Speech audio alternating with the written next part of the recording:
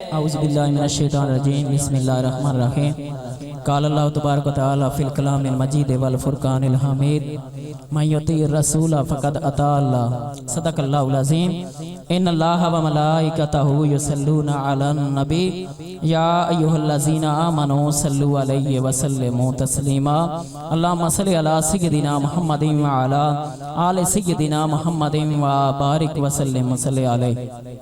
सामने जी वकार कुरान मजीद फुरकान अमीद की आया करीमा का कुछ हिस्सा तिलावत करने का शर्फ हासिल किया। परवरदिगार आलम ने इरशाद फरमाया, मैं युती रसूल फ़क़त अता अल्लाह, जिसने रसूल की अतात की गोया उसने अल्लाह की अतात की।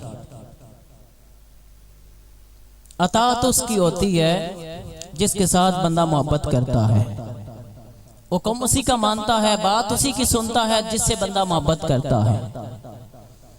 हुज़ूर ने हदीस पाक में फरमाया, ला युमिनु अहदुकुम हत्ता अकूना हब्बा इलैहि मिन वालिदिही व वलदिही वन नासि अजमाइन।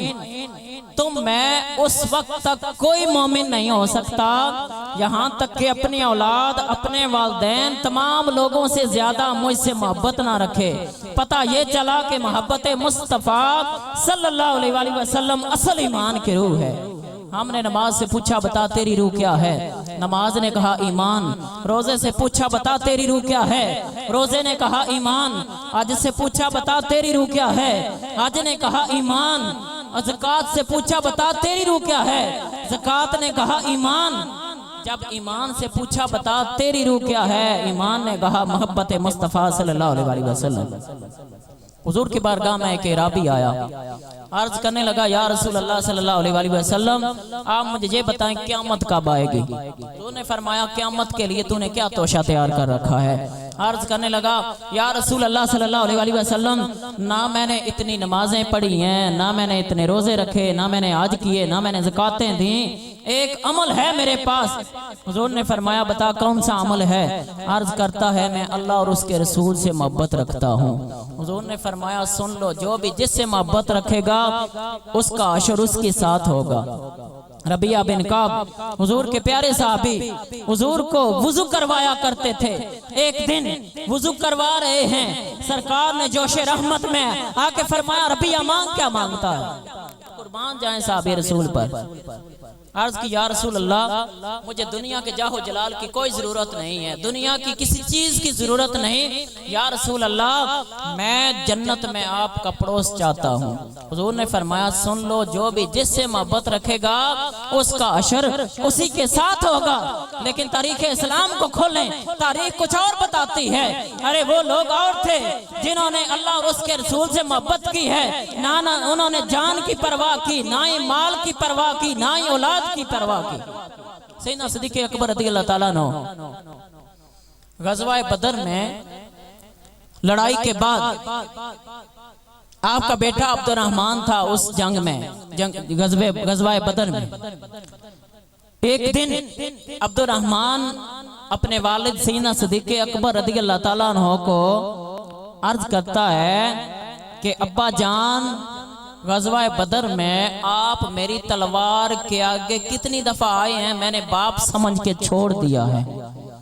आपने फरमाया, तूने तो बाप समझ के छोड़ा है ना?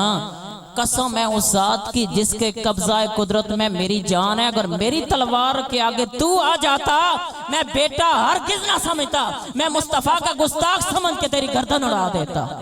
कि मोहम्मद से वफा तूने तो हम तेरे हैं, ये जहां चीज है क्या, लहो कलम तेरे हैं। मोहम्मद की गुलामी दीन हक की शर्त अव्वल है, अगर इसमें हो कुछ हामी तो सब कुछ नामुकम्मल है। मदीने में एक यहूदी का बेटा है, आका अलैहिस्सलातु वस्सलाम मस्जिद नबवी शरीफ में तशरीफ फरमा हैं। वो लड़का आया, दरवाजे से देखा, रुखे मुस्तफ़ा को देखा तो हुजूर की जात के साथ मोहब्बत हो जाती है। वो रोज आता है, मौका पाके आका अलैहिस्सलातु वस्सलाम की ज़ियारत करके चला जाता है। आखिरकार उस लड़के ने खाना पीना छोड़ दिया, सारे मामलात छोड़ दिए, नींद छोड़ दी, खाना पीना सारे मामलात छोड़ दिए, चारपाई पे पड़ गया। उसके बाप ने उसको बड़े डॉक्टरों के पास लेके गया। और डॉक्टरों ने कहा कि इसकी बीमारी हमारी समझ से बाहर है, कोई पता नहीं इसको कौन सी बीमारी लग गई है। लेकिन जिनके दिलों में इश्क मुस्तफ़ा सल्लल्लाहु अलैहि वसल्लम की शमा रोशन हो जाया करती है, उनका मकाम फिर और ही हो जाया करता है। आखिरकार उस लड़के के आखिरी नज़ा का वक्त आ गया। बाप पास खड़ा है। उसने कहा मेरे बेटे, मेरे नूरे नजर, तेरी कोई ख्वाहिश है तो बता, मैं पूरे करूंगा। उसने कहा मुझे मोहम्मद मुस्तफ़ा से मोहब्बत हो गई है। मेरी ख्वाहिश ये है कि रुखे मुस्तफ़ा को देखूं तो मेरी जान कफ़से अंसरी से परवाज करे। उसने कहा मुझे अपनी बरादरी का मुजरम ठहराया जाएगा, लेकिन तेरी ख्वाहिश मैं पूरी करूंगा। दरे मुस्तफ़ा पे गया, जाके उसने दस्तक दी। आका अलैहिस्सलातु वस्सलाम बाहर आए, अर्ज करने लगा है मोहम्मद, मेरे बेटे को आपसे मोहब्बत हो गई है, उसकी आखिरी ख्वाहिश है कि आपके चेहरे की जियारत करे तो उसकी रूह कफ़से अंसरी से परवाज करे। हुज़ूर ने फरमाया ठीक है चलूंगा। सहाबाए किराम रिदवानुल्लाह अलैहिम अजमाइन को लिया, आ गए। रावी ये लिखते हैं कि पता ऐसे चल रहा था कि जैसे उस लड़के की रूह जिस्म से निकल चुकी थी। जब आका अलैहिस्सलातु वस्सलाम पास गए तो उसके बाप ने कहा मेरे बेटे देख, तेरे सामने मोहम्मद मुस्तफ़ा खड़े हैं। पता ऐसे चला कि रूह फिर दोबारा वापस आ गई है। अर्ज करने लगा या रसूल अल्लाह सल्लल्लाहु अलैहि वसल्लम, मुझे आपसे मोहब्बत हो गई है, मैंने कलमा भी नहीं पढ़ा, मेरी बख्शिश का कोई समा हो सकता है? सरकार ने फरमाया कलमा पढ़ना तेरा काम है, बख्शवाना मोहम्मद अरबी का काम है। सरकार ने कलमा पढ़वाया, ला इलाहा इल्लल्लाह मुहम्मद रसूलुल्लाह। लड़के की रूह कफ़से अंसरी से परवाज कर जाती है। इन्ना लिल्लाहि व इन्ना इलैहि राजिऊन। उसके बाप ने कहा यह आपकी अमानत ले जा सकते हैं। उन्होंने जनाजा तो नहीं पढ़ना था। हुजूर ने फरमाया इसका जनाजा मदीने की गलियों से उठेगा। सहाबाए किराम रिदवानुल्लाह अलैहिम अजमाइन साथ हैं, जनाजा जा रहा है। लोगों ने देखा कि हुजूर अपना पूरा पांव मुबारक जमीन पे नहीं रखते, आप पंजों के बल चल रहे हैं। अर्ज की या रसूल अल्लाह सल्लल्लाहु अलैहि वसल्लम, आप अपना पूरा कदम मुबारक जमीन पे क्यों नहीं रखते? सरकार ने फरमाया रहमत के इतने फरिश्ते आए हुए हैं कि जहां पे पूरा कदम रखने की जगह ही नहीं है। ये नतीजा है मोहब्बत मुस्तफ़ा सल्लल्लाहु अलैहि वसल्लम का। सामने ज़िवाकार कि मोहम्मद से वफा तूने तो हम तेरे हैं, ये जहां चीज है क्या लौह कलम तेरे हैं। कुरान मजीद फुरकान अमीद में परवरदिगार आलम ने इरशाद फरमाया मैं युती रसूला फकद अता अल्लाह, जिसने रसूल की अतात की गोया उसने अल्लाह की अतात की। एक जंग में 3 सके भाई हैं, 18-18 साल उम्र है, एक की 18 है, एक की 20 है, एक की 22 है, 3 भाई हैं। तो मुसलमानों को शानदार कामयाबी इस जंग में हुई, लेकिन उन 3 सके भाइयों को उन्होंने गिरफ्तार कर लिया। जो बादशाह था उनका वो ईसाई था हरकुल, तो उसके दरबार में उनको पेश किया गया। बादशाह ने कहा कि तुम्हें अपना इस्लाम छोड़ना पड़ेगा, नहीं तो मैं तीनों की गर्दनें जो है उतरवा दूंगा। उन्होंने कहा कि हम जब मैदान जिहाद में आते हैं तो हम एक ही हमारा नारा है कि खूने दिल दे के निखारेंगे रुखे बरगे गुलाब। हमने गुलशन के तहफ़्फ़ुज़ की कसम खाई है, हम जान तो दे सकते हैं, मोहम्मद मुस्तफ़ा का दिया हुआ ईमान नहीं छोड़ सकते। उसने कहा जी एक कड़ा के अंदर तेल गरम किया जाए और पहले एक भाई को उस तेल के अंदर डाला जाए, जब दूसरे इंजाम देखेंगे तो शायद वो इस्लाम को छोड़ दें, वो हमारा दीन कबूल कर लें। जब एक भाई को तेल के अंदर डाला गया, दूसरे 2 खड़े हैं, दोनों ने पढ़ा इन्ना लिल्लाहि व इन्ना इलैहि राजिऊन। फिर उन्होंने दूसरे भाई को तेल के अंदर डाला। जब दूसरे भाई को अंदर डाला तो तीसरा पास खड़ा है, उसने भी पढ़ा इन्ना लिल्लाहि व इन्ना इलैहि राजिऊन। फिर वजीर था जो बादशाह का, उसने कहा कि इस लड़के को छोड़ दें, इसका ईमान किसी और तरीके से जायल करेंगे। वो घर ले गया। उसने अपनी बेटी को कहा कि इस लड़के का ईमान किसी न किसी तरीके से जायल करना है, ये तेरी ड्यूटी है। उसने कहा ठीक है। 40 दिन गुजर गए। वो वजीर अपनी बेटी और उस लड़के को एक ही कमरे में रात को छोड़ देता था। सुबह पूछता था कि बता क्या खबर है। उसने कहा उसकी कोई इबादत की रात थी, सारी रात ही कुरान की तलावत करता है, उसने एक निगाह भी मेरी तरफ देखा ही नहीं है। आखिरकार 40 रातों के बाद वो लड़की उसको कहती है, मुझे बता तू किससे मोहब्बत करता है, कौन सा नशा है तेरे अंदर। उसने कहा, ये नशा जिसको भी चढ़ जाए दुनिया के सारे नशे भूल जाता है, क्योंकि ये तैबा से मंगाई जाती है, सीनों में छुपाई जाती है, तो ईद की मैं प्यालों से नहीं नजरों से पिलाई जाती है।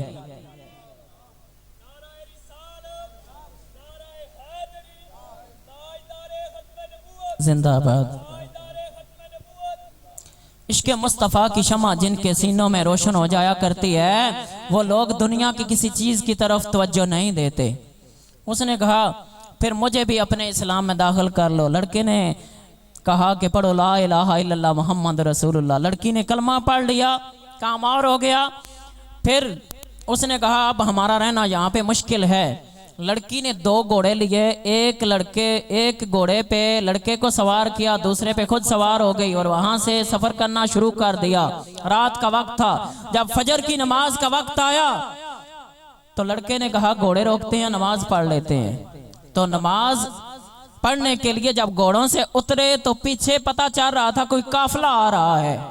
लड़की कहती है, हमारे पीछे कोई आ गया। उसने आ गया तो कोई बात नहीं, हम जान तो दे सकते हैं, मोहम्मद मुस्तफ़ा का दिया हुआ ईमान नहीं छोड़ सकते, क्योंकि खून दिल दे के निखारेंगे रुखे भर के गुलाब, हमने गुलशन के तहफ़्फ़ुज़ की कसम खाई है। लड़के ने कहा, कोई बात नहीं, अगर कोई आ गया है तो कोई बात नहीं। लेकिन जब घोड़े आके रुके तो वो दोनों भाई थे जिनको तेल के अंदर डाला गया था। लड़की कहती है, तुम्हें तो तेल के अंदर डाल दिया गया था, तुम कहां से आ गए हो? उन्होंने कहा कि तुमने कुरान का ऐलान नहीं पढ़ा, वला तक़ूलू लिमन युक़्तलू फी सबीलिल्लाहि अमवात बल अहयाउन वलाकिन ला तशऊरून। जो अल्लाह की राह में जाने कुर्बान करते हैं उन्हें मुर्दा मत कहो, वो जिंदा हैं।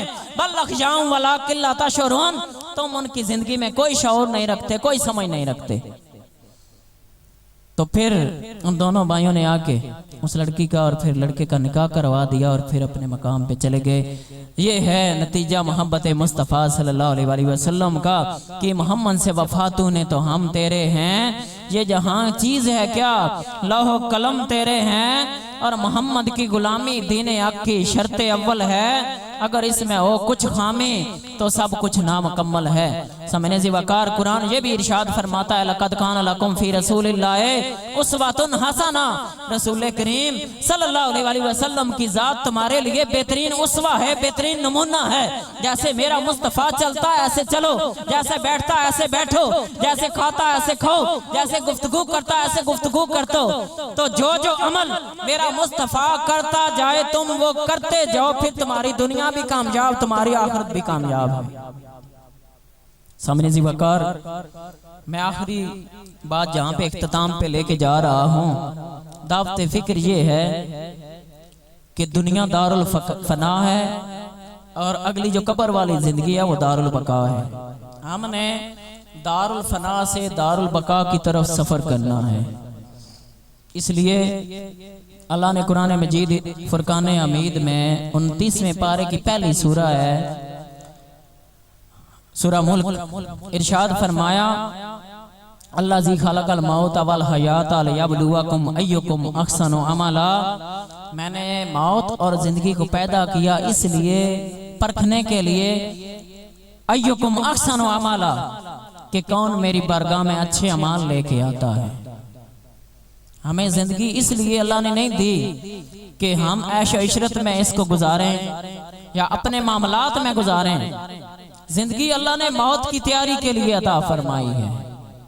अल्लाह के महबूब ने हमें हुक्म दिया कि मौत की तैयारी के लिए नमाज पढ़ो, रोजा रखो, आज अदा करो, ज़कात दो और दीन इस्लाम में पूरे दाखिल हो जाओ। समझने जी वकार। कुल्लु नफ्सिन ज़ाइक़तुल मौत, हर जी रूह ने मौत का ज़ायक़ा चखना है और मौत का राज अल्लाह ने अपनी जात तक ही महदूद रखा है, किसी को पता नहीं है, किसी वक्त भी किसी की मौत आ सकती है। परसों की बात है, चंदड़वान एक जनाजा हुआ है। उस बंदे ने सुबह फजर की नमाज मेरे साथ पढ़ी है, जमात के साथ उसने पढ़ी है, लेकिन जब 12 हुए हैं तो रूह कब्ज़े अंसरी से परवाज कर गई। इन्ना लिल्लाहि व इन्ना इलैहि राजिऊन। कोई पता नहीं, मौत किसी वक्त भी आ सकती है। जब इतने लोग दुनिया छोड़ के चले गए हैं तो हमने भी चले जाना है। इस दुनिया को सब ने छोड़ जाना है, ये सारे मामलात इधर ही रह जाने हैं। हम कहते हैं नमाज का वक्त हो गया, ये काम रह जाएगा, हम मर जाएं तो फिर काम कौन करेगा। मैं कहता हूँ मेरा ये काम है, अगर मैं मस्जिद में चला गया तो ये काम रुक जाएगा, अगर मैं मारी जाऊं तो फिर इस काम को किसने करना है। देखना ये है दुनिया के मामलात कोई नहीं रुकते, सारे मामलात हो जाते हैं। हमसे जो पहले चले गए हैं वो सारे काम ये करके गए हैं, तो हम पीछे आ गए हैं। हम जब चले जाएंगे पीछे हमारे और कोई आ जाएगा, हमारा काम वो कर देगा। आज मैं स्टेज पे खड़ा हूँ, माइक मेरे पास है, मैं हर स्टेज पे जाता हूँ, नकाबत करता हूँ, नात पढ़ता हूँ, बयान करता हूँ, जुम्मा पढ़वाता हूँ। तो मैं मर जाऊं तो ये काम रुकेगा तो नहीं, कोई और मौलवी आ जाएगा, कोई और तकरीर कर लेगा, कोई और नात पढ़ लेगा, कोई और नकाबत कर लेगा, मेरी सीट पे कोई और आके खड़ा हो जाएगा, या वो जाएगा कोई और आ जाएगा। सामने जी वकार इब्राहिम बिन अदहीम, आप अपने बिस्तर पे सो रहे हैं तो छत के ऊपर चलने की आवाज आती है, बाहर निकल के कहते हैं कि हमारे छत पे इस वक्त कौन आ गया है।